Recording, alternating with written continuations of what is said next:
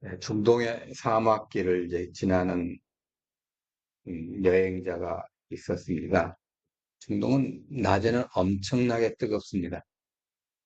태양이 너무 뜨거워서 숨이 막힐 지경이죠. 예전에 우리 중동 건설하시는 분들 얘기해 보면 너무 뜨거우니까 낮에는 공사를 못하고 저녁 되면 이제 공사를 했다 그래요. 그리고 낮에 공사하다가 뭐 혹시라도 이제 너무 힘들면 열사병으로 죽어가는 경우도 꽤 있었다 그럽니다. 근데 밤이 되면 또 기온이 급격히 떨어져 가지고 뭐 뼛속까지 추위가 스며들 정도로 춥습니다. 여행자가 이제 낙타 한 마리하고 작은 물주머니 하나를 의지한 길을 갖고 있는데 해가 지기 시작할 만하면 모래바람이 불어옵니다. 처음에는 작은 바람 같았지만 아주 세게 져가지고 눈을 뜰 수가 없어요. 모래가 날아가지고 몸에 오니까 그게 막 부딪히는 거죠. 엄청 힘듭니다. 에, 그래서 방향을 잃어버립니다. 그, 보이지도 않고 이렇게 별을 보고 길을 찾으려고 했는데 별이 안 보이는 거예요. 모래바람 뒤집혀가지고 하늘이. 가진 물이 다 바닥나고 발은 이제 지쳐가지고 이제 더 이상 걸을 힘도 없고 무엇보다 두려운 것은 이제 밤이 깊어지면 사막에 들짐승들이 막 나온다는 것을 이제 알고 있습니다.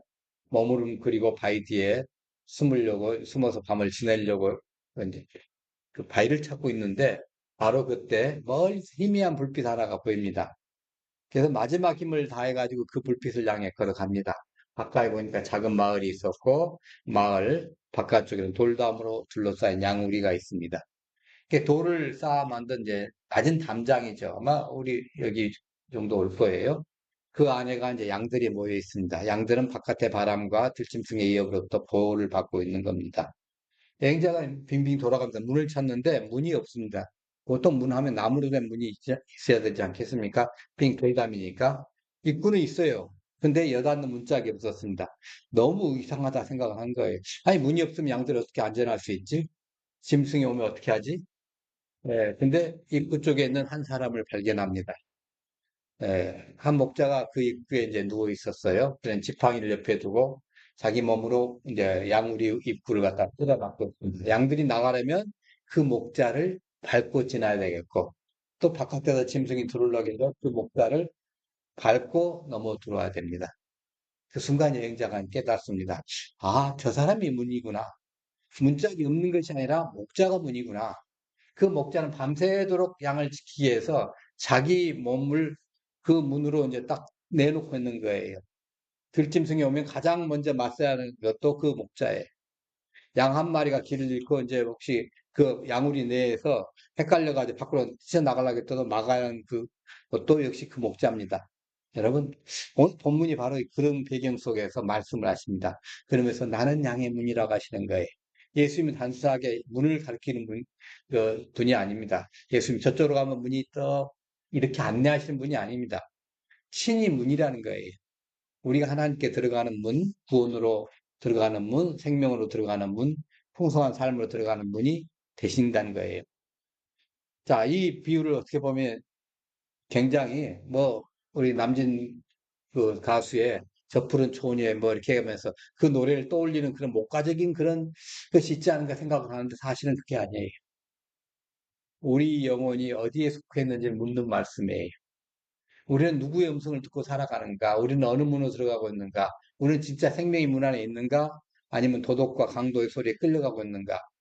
그래서 이걸 우리에게 물어보시는 거예요. 이 문을 통해서 예수님 만나고 그 문 안에서 구원받고 안전하고 풍성한 삶을 누리는 그 은혜를 입게 하려고 오늘 본문이 있는 겁니다.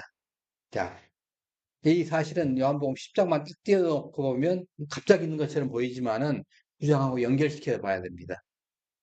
구장에는 이제 날 때부터 맹인된 사람이 나오는 거 우리가 너무 잘 알지 않습니까? 태어날 때부터 앞을 보지 못했는데 예수님이 고쳐주셨잖아요. 육체의 눈을 떴습니다. 그러나 그 다음이 문제였습니다. 종교 지도자들이 이제 신문합니다. 그래서 바리새인들은 그가 눈을 뜨게 된 거, 야, 너 축하한다. 뭐 이렇게 기뻐하지 않습니다. 한 영혼이 어둠에서 빛으로 나와 있는데 그들은 함께 즐거워하지 않습니다. 있잖아요. 예. 우리 어떤 개인적으로 일이 생겨서 좋은 일이 생기면 우리 공동체 얘기하면 기뻐한다, 뭐 축하한다 해주지 않습니까? 근데 그게 없어요. 오히려 예수님을 인정하지 못하도록 그 사람을 압박을 해버립니다. 예. 그리고 결국 해당에서 쫓겨나는 그런 사태가 있었음을 우리가 잘 알고 있습니다. 자, 예수님은 보지 못하는 자에게 빛을 주셨고, 근데 당시 종교 지도자들은 그 사람을 공동체 밖으로 쫓아내버렸죠. 예수님을 생명을 주셨지만은 그 종교 지도자들은 그들을 배척했습니다. 예수님은 양을 돌보셨지만 그들은 양을 이용한 거예요. 네, 그 속에서 예수님이 말씀하시는 겁니다. 내가 진실로 진실로 내게 이르니. 이 성경 속에서 요한복음에 진실로 진실로 나오는 표현이 많이 나옵니다. 트롤리 트롤리 하면서 근데 아주 중대한 진리를 선포할 때 사용하십니다. 이건 단순한 본문이 그 교훈이 아니라 생명과 죽음을 그 갈라놓는 영적인 선언을 얘기하는 거예요. 굉장히 중요하다. 이게 지금 내가 하는 말은 굉장히 중요한 말이야. 그 말을 하기 전에 진실로 진실로 이렇게 말씀하십니다. 네, 종교 지도자를 향해서 그리고 동시에 우리에게도 말씀하십니다. 그러면서 이제 이걸 물어보는 거예요. 누가 참 목자인가? 누가 양을 살리는가? 누가 진짜 문이냐? 예. 자, 1절 우리 같이 한번 봅니다. 내가 우리를 통하여 양의 무리에 들어가지 아니하고 나름대로 너무하는 자를 질책이 없이 그것도 야, 예수님은 문으로 들어가지 않는 자는 절도요 강도라고 얘기했습니다. 그렇지 않겠습니까? 어느 집이고 간에. 문은 버젓하게 있는데 이 문으로 안 들어오고 바깥에 창문 깨고 들어온다고 하면 뭐 자기가 뭐 불난데 소방대원으로서 들어간 것 아니면 이상에는 전부 절도 아니면 강도 않겠습니까? 예. 양의 우리에 들어가려면 문으로 들어가야 합니다. 예, 너무나 당연한 말이죠. 그런데 문으로 들어가지 않고 다문 넘어 들어가는 자가 있죠. 그것을 누가 그래요? 절도며 강도 같은 거죠. 왜 문으로 들어가지 않나요? 권리가 없어서 그런 거예요. 권리 있으면 당장에 들어가죠. 그래서 예전에 우리 그 사극 보면 어른들 어떻게 했어요?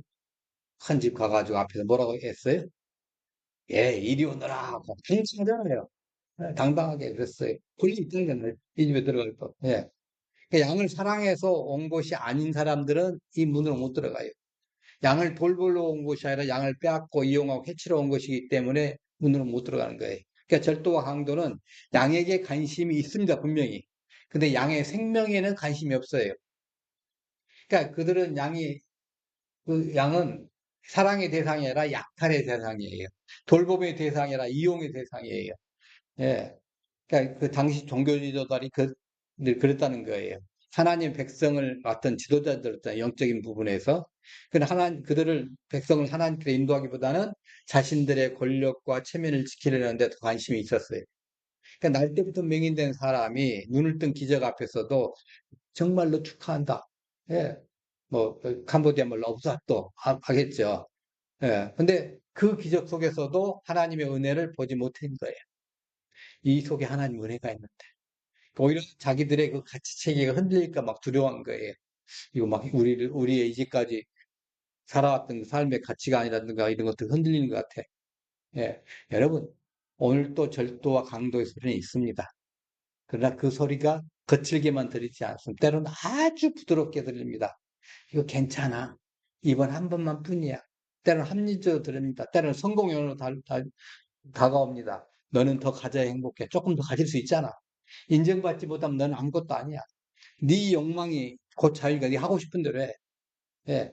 예수 없어서 충분히 살 수도 있잖아. 요즘에 뭐 조금만 하면 알바하면 먹고 살기 직장이 없고 조금만 또 시드머니 좀 해가지고 주식 좀 잘하면 침착하게 잘하면 또 그 평생 파이어족도 되고 할 수 있잖아.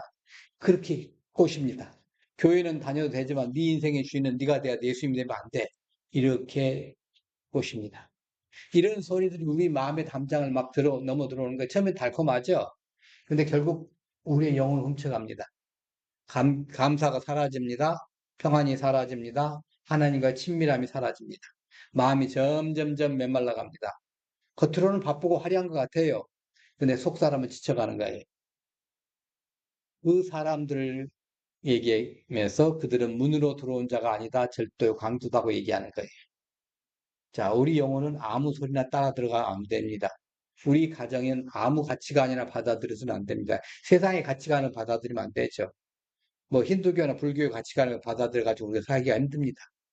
예. 우리 자녀들의 마음에도 아무 목소리나 주인 노릇하게 해서는 안 된다는 거예요. 그러니까 문으로 들어오지 않는 것은 결국 우리로 살리러 온 것이 아니라는 뜻이죠. 그러니까 참 목자는 문으로 들어오고 양은 그의 음성을 압니다. 자, 2절에서 5절 말씀을 한번 같이 봅니다. 이르기를 하여 물리고 양은 그의 음성을 듣나니 그가 그의 양의 이름을 각각 불러 인도하여 이르니라. 자기 양이 그의 거스르는 양들이 그의 행사함으로 따라오되 타인의 음성을 알지 못함으로 타인을 따르지 아니하고 뒤로 도망하는다. 그러니까 참 목자는 문으로 들어갑니다. 그리고 양들은 그의 음성을 들어요. 목자는 양의 이름을 각각 부릅니다. 그리고 양들을 바깥으로 인도해. 이 말은 양 하나하나마다 이름을 지어준 거예요. 예. 목자는 그 양들을 한 덩어리로 해서 보지 않습니다. 그냥 숫자로 몇만 마리 이렇게 세지 않아요. 예, 물론 우리나라에는 그렇게 큰 양떼들이 없습니다만은 호주라든가 이런 데 가면 어마어마하게 많이 있어요. 그 호주나 뉴질랜드 가면 뭐 몇천 마리, 몇만 마리가 그냥 그 목장 안에 있는 거예요. 물론 이때 당시에 양은 이제 끌고 돌아다니기 때문에 그렇게까지는 그 뭐 몇만 마리씩 못 하지만은 목자 한 사람당 그렇게 많이 못 합니다만은 뭐 몇백만 원 정도는 됐을 거예요. 근데 하나하나씩 이름을 붙여줘요. 예.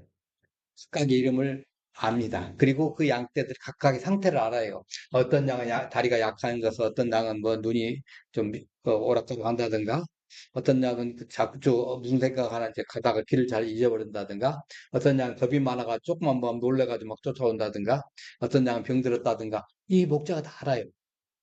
우리 주님이 바로 그런 목자이십니다. 주님은 우리를 군중 속의 한 사람을 보시지 않고 주님은 우리의 이름을 아십니다. 우리의 마음의 상처를 알아요. 예. 우리가 누구에게도 말하지 못한 두려움을 아셔요.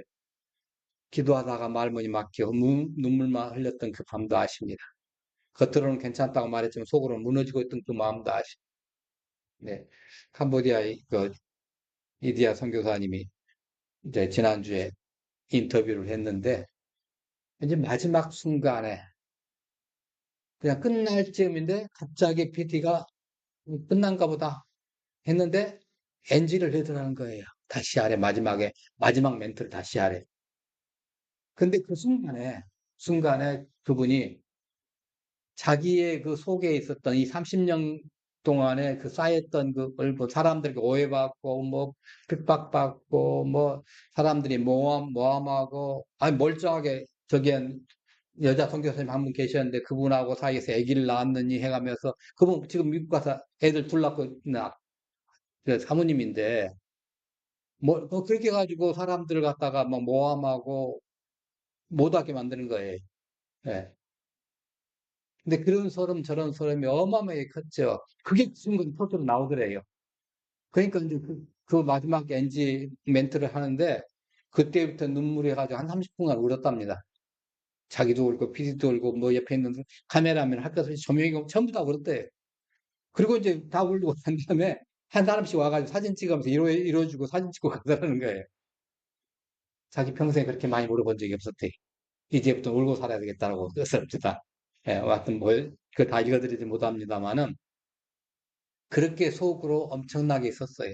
근데 주님 그걸 알고 계신 거예요. 주님 그걸 알고 계셨어요. 심지어 이 촬영하는데도 불구하고 방송이 안 나가게끔 해달라고 막 어떤 이사를 통해서 그 압력을 넣는 것까지 있었거든요. 너무너무 억울한 거예요. 예, 너무 그 마음을 아십니다. 그 속을 아셔요. 그리고 그 주님은 우리를 부르십니다. 내 양아 나를 따라 두려워하지 마. 내가 너와 함께 했다. 너는 내 것이다. 양은 목자의 음성을 압니다. 이건 단순히 귀로 소리를 의식한다는 소리가 아닙니다. 관계 속에서 알아듣는 거예요. 오래 함께한 양은 목자의 음성을 압니다. 예, 우리들이 말씀을 듣고 또 성경을 보고 기도할 때 내 삶에 이런 부분들이 고쳐야 되겠다 생각하고 있을 때 그 말씀 속에서 기도 속에서 그 하나님의 음성 주시는 거죠. 야, 너 이거야. 아, 너 힘들었지? 내가 너 책임져 줄게. 낯선 사람이 아무리 비슷하게 흉내내도 따라가지는 않습니다.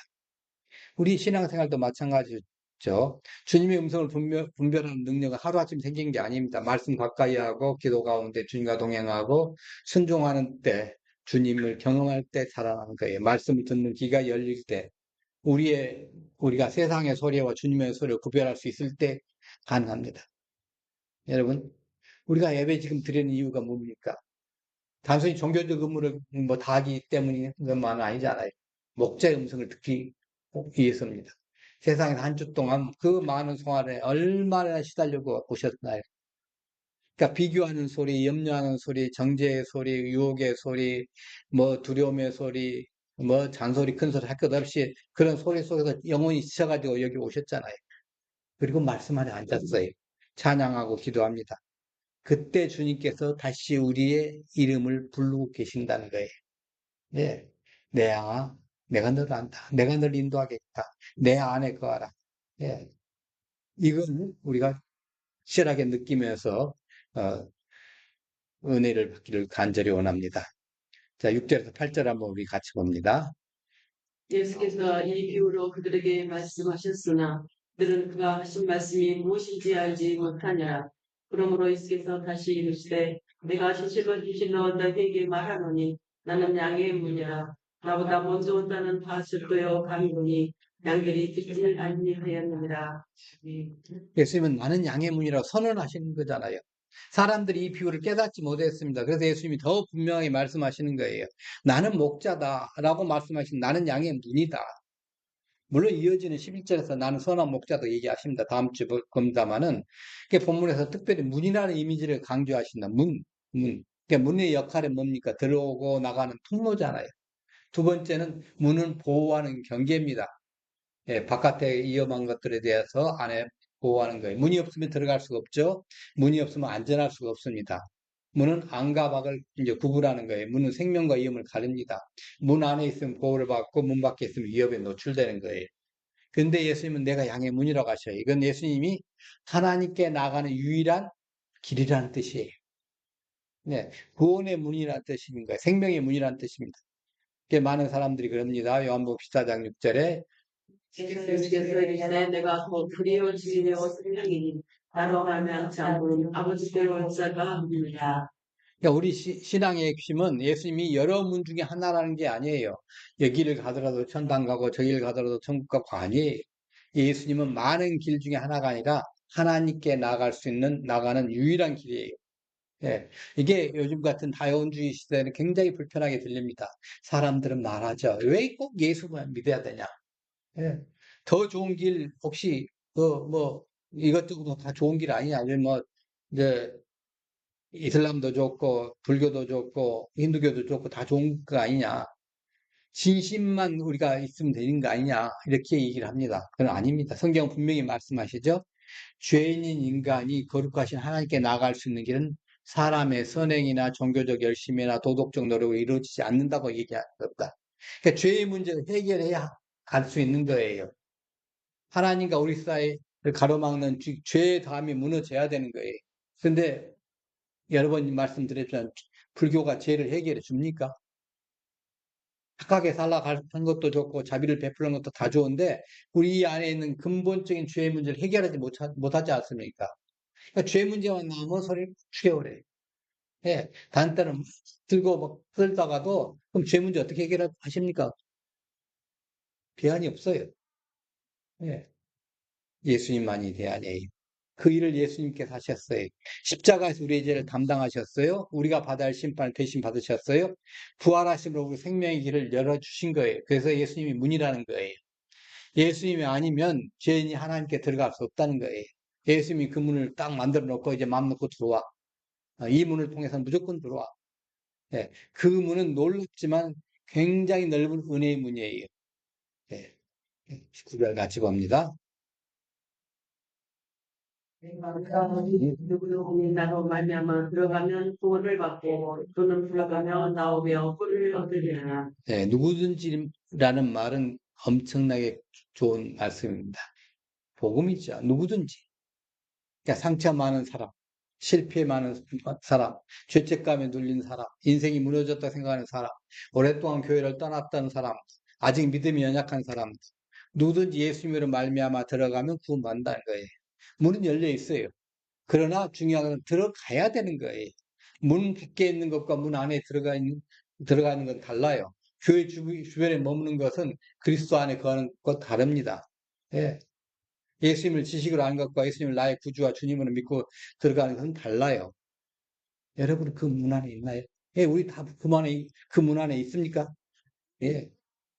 여러분 한번 자주 말씀드린 것 같지만은 서울대 수의를 20년 하는 것과 4년 대학과정 졸업하는 것과 누가 서울대 사람이에요? 물론 명예동문으로 20년 동안 수의를 하셨으면 올려줄 수는 있겠죠. 그건 어떻게든 명예동문입니다. 예. 중요한 건 그 안에 파고 들어가는 거예요. 그러니까 문 안에는 구원과 자유와 양식이 있어요. 문으로 들어가면 먼저 구원받죠?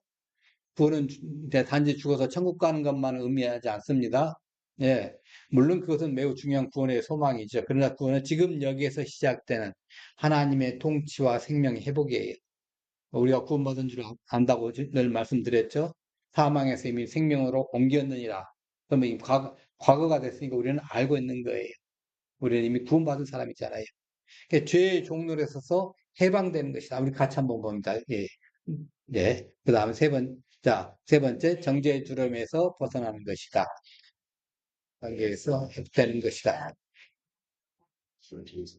자, 예. 예수님은 들어가며 나오며 꼴을 얻으라고 얘기하십니다. 이 표현은 양의 일상이에요. 양은 밤에는 우리 안으로 들어와 쉽니다. 아침 된 목자가 야, 우리 나가자 해가지고 쭉 해서 문 밖으로 다 끌어내가지고 예, 푸른 풀밭에 실마는 물가로 인도가가지고 꼴 먹고 목마르면 물도 마시고 다시 저녁 되면 우리 안으로 들어와서 보호를 받는 거예요. 여기에 안정과 자유가 함께 있는 거예요, 여러분. 예수님의 그 안에 들어간다고 해서 감옥에 갇힌 것이 아니잖아요. 여러분, 집안에 저녁에 퇴근하고 들어왔을 때, 야, 돌아가지고 이제 문을 잠굽니다. 그러고 나 이제 마음 놓고 자려고, 예, 잠그는데, 야, 나는 감옥에 갇혔다고 생각하고 주무시는 분 계세요? 예, 혹시 그런 사람 옆에 계시면 잘 돌봐줘야 돼요.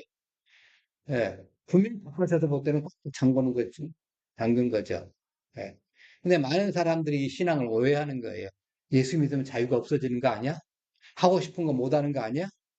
그 참된 자유는 방종이 아니죠. 참된 자유는 생명의 질서할 때 안에서 누리는 겁니다. 물고기는 물속에 있을 때 자유롭지요. 그렇잖아요. 물 밖으로 뛰어나는 순간, 그 순간 어떻게 돼요? 자유가 아니에요, 그건. 그때부터는 행복 끝, 고난 시작이에요. 곧바로 수명 단축에 들어갑니다. 기차가 철로 위에 있을 때 힘차게 달리지, 철로를 벗어나는 순간 자유롭다 생각하는 기차가 있나요? 예, 철로를 벗어나는 것은 자유가 아닙니다. 양은 목자의 인도 안에 있을 때 안전하게 먹고 마시는 거예요. 목자를 떠나는 것이 자유가 아닙니다. 예. 그러니까 예수님 안에 있는 사람은 참된 자유를 누립니다. 들어오며 나가며 꼴 얻는 거예요. 예, 예배드리면서 말씀 속에서 힘을 얻고 세상에 나가서 사명 감당하고 예, 말씀 안에서 힘을 얻고 일터와 가정에서 사랑을 실천하고 주님 안에서 보호받고 주님과 함께 세상으로 보냄 받는 거예요. 그러니까 신앙은 예배당 안에만 머무는 것이 아니고 들어가며 나오며 살 거예요. 들어가며 나오며 주일날 이 시간에만 내가 예수 믿고 나머지는 아니다. 이게 아닌 거예요. 말씀 듣고 은혜 받고 월요일부터 토요일까지 삶의 현장에서 그 은혜로 살아가는 거죠. 그리고 다시 와서 충전하는 겁니다. 이건 주유소예요. 교회는 주유소. 예, 주님께 돌아와서 회복을 하는 겁니다. 그러니까 이것이 예수님이 주시는 풍성한 신앙의 믿음입니다. 그러니까 우리 10절을 같이 봅니다. 도덕이 얻면서 내가 원장으로 세계를 위하여 더 풍성하게 해줄 것이라. 네. 도둑은 빼앗지만 예수님은 생명을 주십니다. 도둑의 목적은 세 가지죠. 도둑질하고 죽이고 멸망시키는 것. 반면 예수님의 목적은 생명을 얻게 하고 더 풍성히 얻게 하라는 것이다. 그러니까 세상은 우리에게 무언가 줄 것처럼 다가옵니다. 그러나 하나님을 떠난 세상의 약속은 결국 다 뺏어갑니다. 욕망은 자유를 줄 것 같지만 결국 중독을 주는 거예요. 탐심은 풍요를 줄 것 같지만 결국 불안을 주는 거예요. 비교하는 것은 발전을 줄 것 같지만 결국 열등감과 교만을 줍니다. 그렇지 않겠습니까? 비교하면 잘하는 생각하는 사람은 교만하고 못하는 생각하면 열등감일 거고 죄는 쾌락을 줄 것 같으면 결국 수치와 죽음을 줍니다. 도덕은 처음부터 도덕처럼 오지 않아요. 빛나는 포장을 해가지고 옵니다. 합리적인 이유를 가지고 옵니다. 이번 한번 괜찮다고 말합니다. 여러분, 사기꾼이 처음부터 나 사기꾼하고 명찰 달고 그렇게 험하게 뭐 도끼 들고 칼 들고 온 사람들이 있나요? 아니, 처음에는 간이라도 빼줄 것처럼 해요. 네. 그렇게 해서 이번 한 번 괜찮아. 이번 괜찮아. 다들 그렇게 살아. 너만 손해 볼 필요 없잖아. 이렇게 얘기하는 거예요. 근데 그 끝이 생명이 아니에요. 반대로 예수님은 때로는 우리에게 좁은 문처럼 보입니다. 자기를 부인하고 십자가의 길을 말씀하십니다. 서로 용서하라고 하십니다. 정말 용서하기 싫은데 용서하라고 하시는데. 예. 정말 낮아지기 싫고 다른 사람에게 뭐 쪽팔리는 거 싫은데 낮아지라고 하고 정직하라는 거예요. 이때 정직하면 나만 손해인데 왜 정직하라는 거예요. 예. 저 온수 내가 갈아 마셔도 괜찮은데 그 온수를 살아가라고 하시는 거예요. 세상의 방식으로 보면 손해보라는 거죠. 예. 근데 그 길 끝에 생명이 있다는 거예요. 평안이 있다는 겁니다. 하나님과 친밀함이 있습니다. 영혼의 자유가 있습니다. 무너지지 않는 기쁨이 있습니다. 예수님이 주시려는 것은 단지 근근히 버텨가지고 하루하루 그냥 어떻게 뭐 연명치료하듯이 그런 생명이 아닙니다. 풍성한 생명이라는 게 풍성한 생명. 예, 그런 풍성한 생명이 뭔냐는 문제가 하나도 없는 삶 아닙니다. 예수 믿는다고 병이 없든가요? 병이 있어요. 예, 실패가 전혀 없는 게 아닙니다. 눈물이 전혀 없는 것이 아닙니다. 성경에도 그런 약속이 전혀 없습니다. 풍성한 생명은 목자와 함께하는 생명이라는 거죠. 고난 중에도 버림받지 않았다는 것을 아는 생명입니다. 부족함 속에서 하나님이 나의 공급자임을 믿는 생명이에요. 죽음 앞에서 부활의 소망을 붙드는 생명입니다. 예. 세상에 줄 수도 없고 빼앗을 수도 없는 생명이에요. 이게 풍성한 생명입니다. 시편 23편에 뭐라고 그럽니까? 여호와는 이 세계 정말 문제가 없어서 그럴까요? 날마다 뭐 하프라 쭉 하면서 띵가띵가 하면서 그때 이 시를 지은 게 아니에요. 예.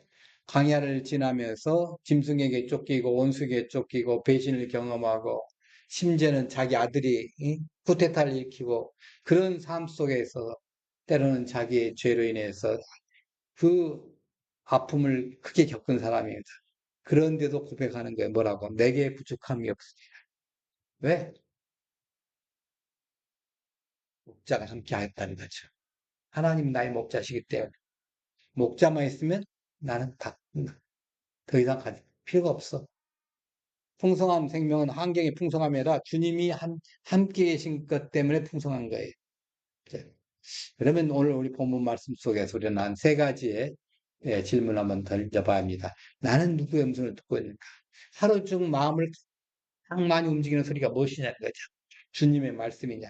세상의 비교냐는 거죠. 성령의 책망인가? 욕망의 속삭임인가? 복음의 이로인가? 정죄와 두려움의 소리 하루 중 가장 많이 듣고 있는 것이 어떤 것이냐는 거죠. 양은 목자의 음성을 듣지 않습니까?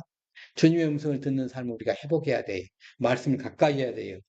우리가 예전에 하나님과의 관계가 뜨거웠을 때 그 기도의 자를 회복해야 돼요. 예배를 통해서 다시 주님의 음성을 들어야 합니다. 두 번째, 나는 어느 문으로 들어가려고 하는가? 우리는 종종 예수님이 아닌 다른 문을 찾아요. 성공의 문, 뭐 사람들이 인정해주는 그 인정이라는 문, 또 돈의 문, 지혜의 문, 쾌락의 문, 자기가 잘났다고 하는 의의 문, 종교적 열심의 문. 근데 그것이 구원의 문이 아니에요. 예, 예수님은 양의 문이십니다. 예수님을 통하지 않고 하나님께 갈 수가 없습니다. 우리는 날마다 예수님께로 들어가야 돼요. 예. 이게 저녁에 예수님을 통해서 들어가서 편안히 쉬고 또 아침에 나가지고 예수님 밖으로 나간 게 아니에요. 예수님과 함께 돌아다니면서 풀 먹고 물 마시고 쉬고 예수님이 주권 아래 들어가야 되는 거예요. 세 번째, 나는 풍성한 생명을 누리고 있는가? 이미 예수님은 생명을 주셨어요. 그런데 우리는 그 생명을 누리지를 못해요. 왜? 문 안에 있으면서 자꾸 밖의 소리를 그리워해요. 목자의 품 안에 있으면서 자꾸 다음 놈을 바라보고 이웃을 바라보고 비교하고 하려고 그러는 거예요. 풍성한 생명은 주님 안에 거할 때 누립니다. 말씀 안에 거할 때 누립니다. 사랑 안에 거할 때 누립니다. 순종 안에 거할 때 그 생명이 넘쳐나는 거예요. 여러분, 이 양의 문 앞에서 머뭇거리지 마세요. 처음에 걸렸던 그 여행자 얘기를 한번 생각해 봅니다. 밤은 깊고 들짐승 가까이 오고 여행자는 지쳐 있어요. 이제 정말 자기는 깍듯하게 싫어요. 근데 우리는 어떻게 해가지고 양의 문 앞에까지 왔어요. 우리 입구에, 그 입구에 목자가 딱 누워 있어요. 그는 자기 몸으로 이제 문이 된 거죠. 그 문 안에 들어가면 안전해요. 왜? 이 목자가 지켜줄 거니까. 쉼이 있어요. 생명이 있어요. 근데 만일 그 여행자가 이렇게 말한다면 어떻겠습니까? 한번 같이 볼까요?